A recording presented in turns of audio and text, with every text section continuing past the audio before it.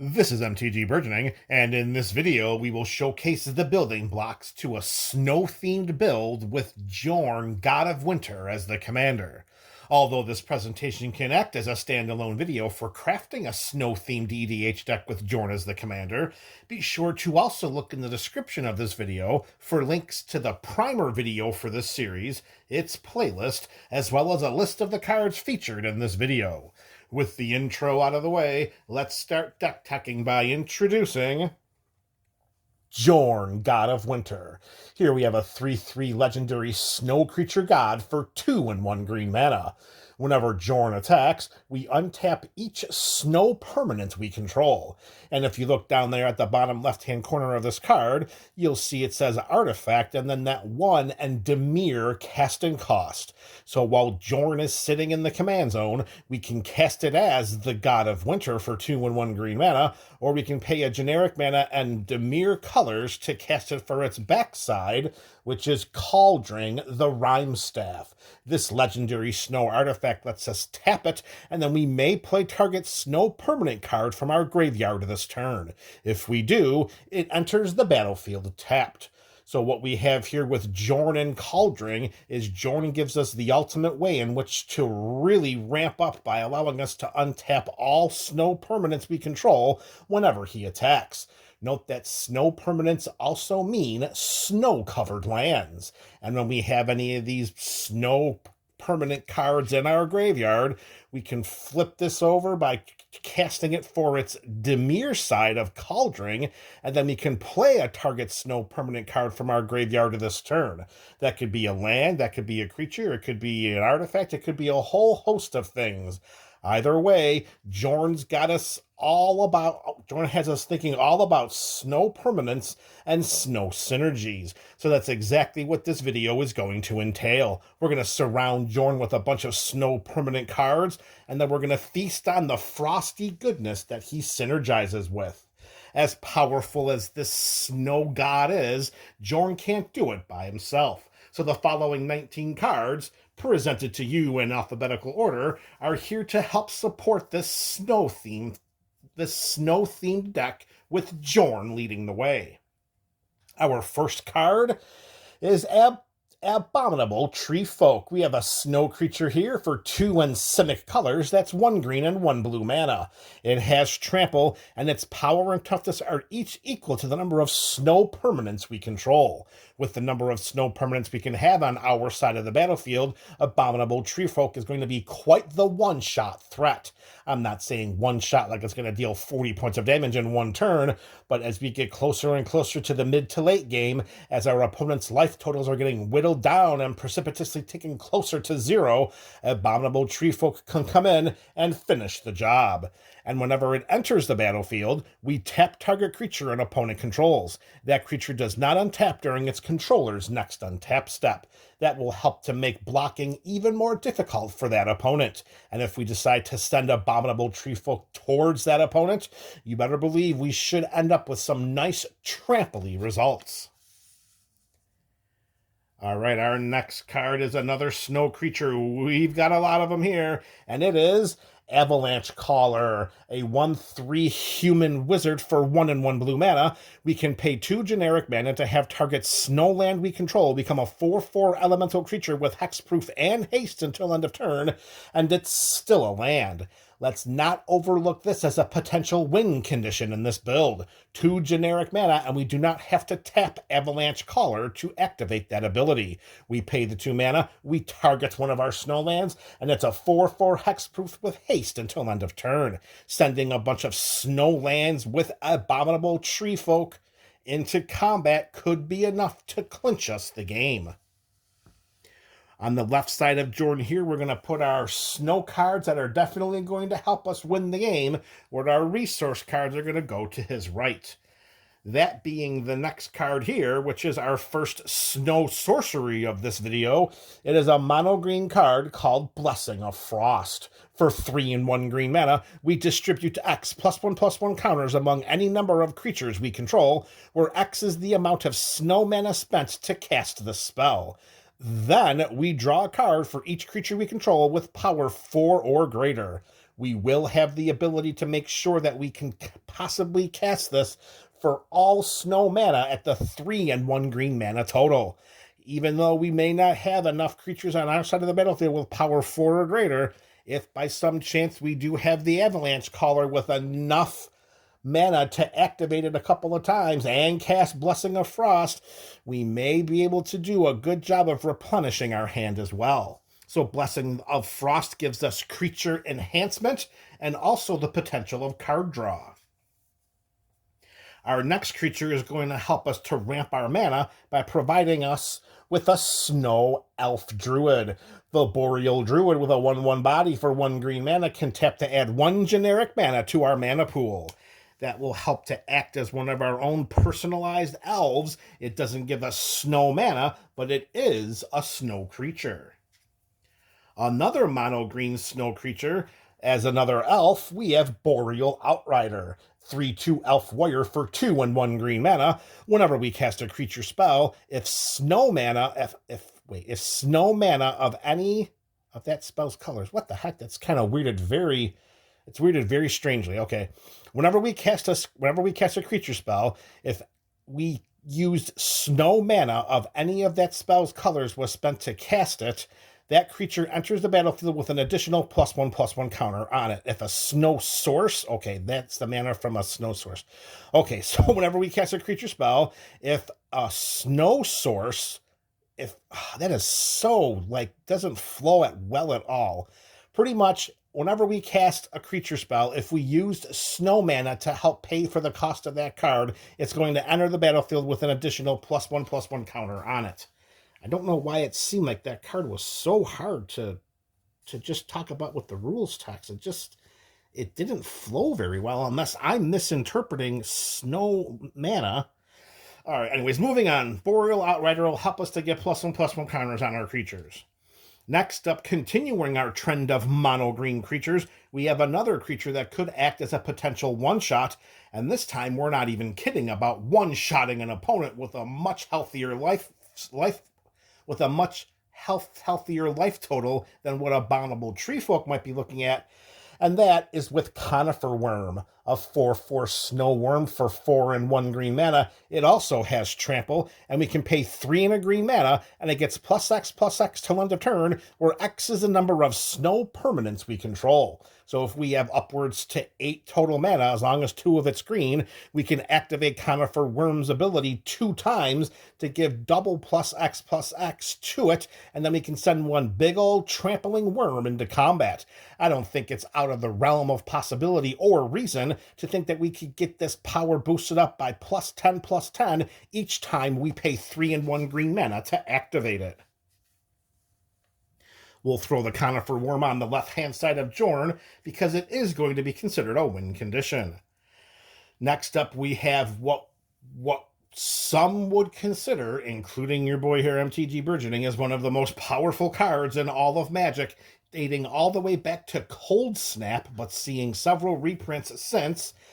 It is Dark Depths, a legendary snow land. It enters the battlefield with 10 ice counters on it. We can pay 3 generic mana to remove an ice counter from Dark Depths, and when Dark Depths has no ice counters on it, we sacrifice it. If we do, we create Merit Lodge, a legendary 2020 black avatar creature token with flying and indestructible.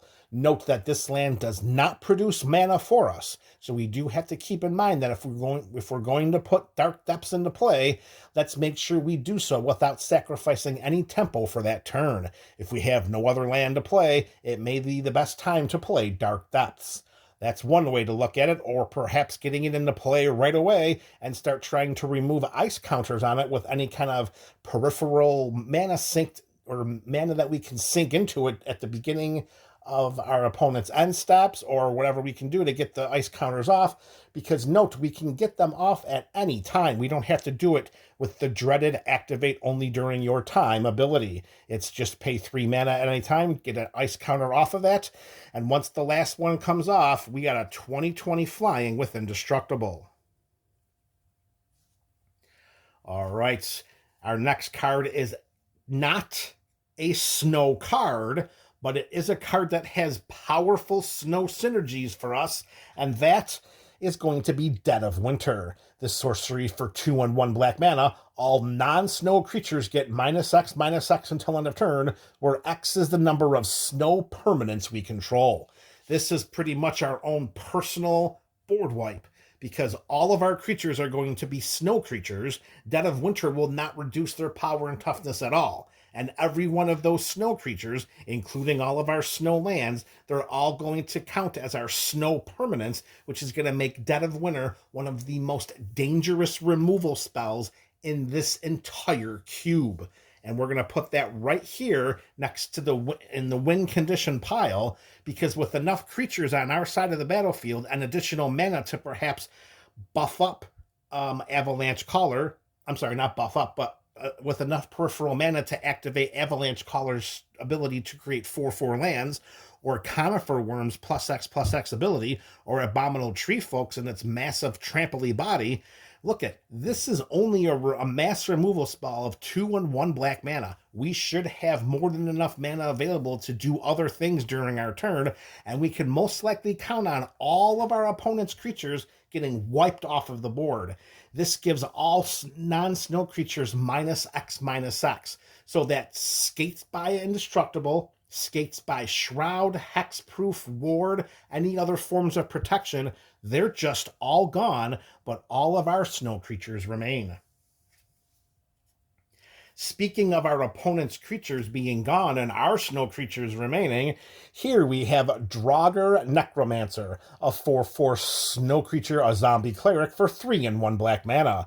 If a non-token creature an opponent controls would die, we exile that card with an ice counter on it instead. And then we may cast spells from among cards in exile our opponents own with ice counters on them, and we may spend mana from snow sources as though it were mana of any color to cast these spells. So pretty much with Draugr Necromancer on our side of the battlefield, when our opponent's non-token creatures die, they don't go to the graveyard, they go to exile with an ice counter on them, and then we can use our snow mana as mana of any color to cast them from exile and put them on our side of the battlefield. That will absolutely go right here as part of the resource development pile to the right of Jorn. Speaking of resource development, getting a whole bunch of cards in hand definitely checks that box? No, definitely counts. Getting a whole bunch of cards in our hand certainly checks the box of resource development, and Glacial Revelation does that in this build in spades. For 2 and 1 green mana, this sorcery reads, we reveal the top 6 cards of our library, and we may put any number of snow permanent cards from among them into our hand. We put the rest of those cards into our graveyard. For just 3 mana, even if we only get a 50% return on our mana, we're still going to get 3 cards right into our hand just for paying 3 mana. And as you can see, we have a lot of snow permanents already. The first 10 cards, 8 of them are snow permanents, outside of the Glacial Revelation and outside of Blessing of Frost. All right, next up, we're going back to our snow creatures and another potential win condition that we can look for to potentially one-shot an opponent, and that is the Hailstorm Valkyrie, a 2/2 snow creature angel wizard with flying and trample for 3 and 1 black mana. For every 2 snow mana that we put into Hailstorm Valkyrie's activated ability, it gets +2/+2 until end of turn. The flying and the trample here make the Valkyrie very, very dangerous in combat, particularly if our opponents don't have enough aerial support to effectively block the potential +2/+2 power and toughness boost until end of turn. And note that the snow mana, it's not color specific. Whenever we see that snow source, that snow mana symbol, it's any snow mana. It's not color specific. So we could use our snow covered forests, islands, and or swamps in order to activate Hailstorm Valkyrie's ability. Going on the offensive to the defensive, we have Icebind Pillar, a snow artifact for 2 and 1 blue mana. We can pay a snow mana, tap the snow artifact to tap target artifact or creature. There may be instances in which we need to keep an artifact or a creature tapped down on our opponent's side of the battlefield, and Icebind Pillar can do that for us with just the investment of 1 snow mana. Next up, we have what we can consider to be another one of our snow biggins, and that is Icebreaker Kraken, an 8/8 Snow Kraken for 10 and 2 blue mana. 10 and 2 blue mana. All right, settle down out there in the MTG Burgeoning community. We got a little bit to read about this card before we start passing judgment in the comments section. That 10 and 2 blue mana, we are never going to pay that much because the Icebreaker Kraken costs 1 less to cast for each snowland we control. It is very, very possible that we only pay 2 blue mana to cast the spell. And when Icebreaker Kraken enters the battlefield, all artifacts and creatures target opponents control... Wait a second. Okay, gotcha. When Icebreaker Kraken enters the battlefield, artifacts and creatures target opponent controls do not untap during that player's next untap step. So the Icebreaker Kraken does not tap them. The Icebreaker Kraken just keeps them tapped for a turn. And then we can return 3 snowlands we control to our hand, and then we can return Icebreaker Kraken to its owner's hand.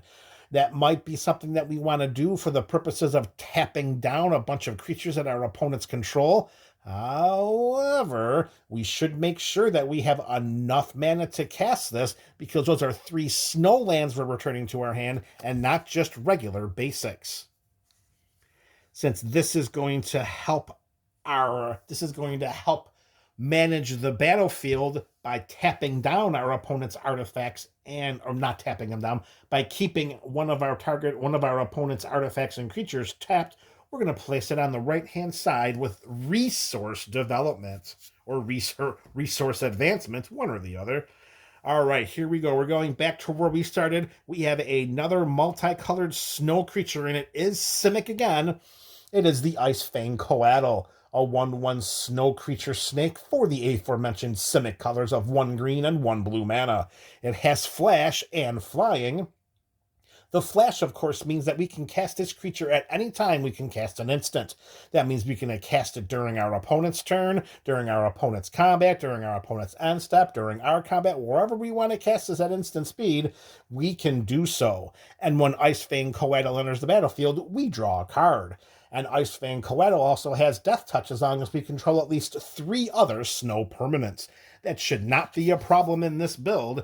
More often than not, we're most likely going to flash this in as a surprise blocker to one of our opponent's biggins, draw a card when it enters, and then watch that biggin creature hit the graveyard when we block it with Icefang Coatl and its Death Touch ability. All right, we're going back to our mono blue cards, and for the first time, we are actually going to put an enchantment in here, and that is Merit Lodge's Slumber, a legendary snow enchantment for just 1 and 1 blue mana. When Merit Lodge's Slumber or another snow permanent enters the battlefield under our control, we scry 1. And of course, scry 1 means we look at the top card of our library, and either we leave it there or we put it on the bottom of our library. At the beginning of our upkeep, if we control 10 or more snow permanents, we sacrifice Merit Lodge's Slumber. If we do, we once again create Merit Lodge, a legendary 2020 black avatar creature token with flying and indestructible. And I promise you, in a build like this, it is not going to be difficult to get to 10 snow permanents. We could technically have this by turn 5. That's right, folks. If we follow our curve perfectly and all the stars align, we can have Merit Lodge's Slumber hit. We can get to the upkeep of the beginning of our 6th turn, and Merit Lodge's Slumber will trigger, and we'll get that sweet, sweet Merit Lodge creature token. All right, going back to our resource pile here, we have the Oran Frostfang, a 2/6 snow snake for 3 and 2 black mana. Attacking creatures we control have Death Touch. Some of our creatures here are quite small. I mean, we do have some biggins, but if we're looking at creatures like, the Draugr Necromancer, we're looking at the Boreal Druid, which we're going to use for mana anyway, so that's probably not a great example. Maybe Jorn. giving these creatures Death Touch, they're going to make our opponents think whether or not they're going to block down with one of their bigger creatures and lose their creature due to Death Touch, or if they just want to figure we'll just chump block it with something smaller, or we'll just let it come through for combat damage because it's not many points of combat damage. Well, that's what we're hoping our opponents will do, is just let it come through, because whenever a creature we control deals combat damage to a player, we draw a card. Giving those attacking creatures Death Touch are going to make our opponents really consider whether it's worth blocking the creature or whether it's worth allowing us to draw a card. All right, we're coming up to the very end of our video here. We have some more snow ramp in the form of Rime Tender, a 2/2 snow human druid for 1/1 green mana. We can tap it to untap another target snow permanent. We can have a lot of good luck with this, particularly if we're using the Icebind Pillar to tap down a bunch of threats on our opponent's sides of the battlefield. Or we can also use that to tap the Boreal. We can also tap the Rime Tender to untap the Boreal Druid to give us another colorless mana, or we can simply tap the Rime Tender to untap one of our snow-covered basic lands. Speaking of tapping a creature to untap target snow-covered basic land, we have Sculptor of Winter, a 2/2 snow elf rogue for 1/1 green mana. We can tap this elf rogue to untap target snow land.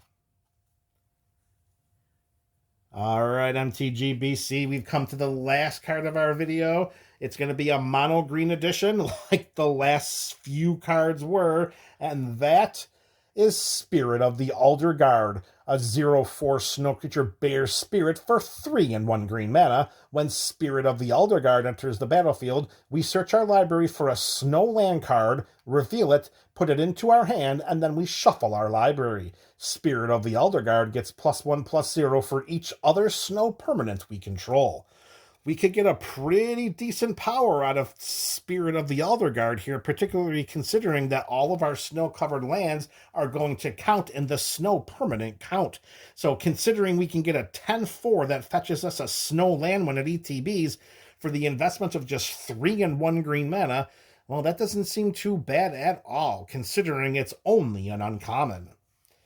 All right, there you have it, MTG. Not too shabby of a draw here for a snow-themed deck piloted by Jorn, God of Winter. I do believe that we are probably 1 to 2 snow sets away from snow being an actual real threat in the Commander format. As it stands right here, with 20 of the best cards that we can fit in our Sultai colors, we have quite a number of resource granting spells and abilities, and quite a number of potential win conditions as well. I am quite satisfied with how we sculpted this build, but I'm interested to know what you think about it. Let me know your thoughts about this build in the comment section below. This is MTG Burgeoning, a channel for all things Magic.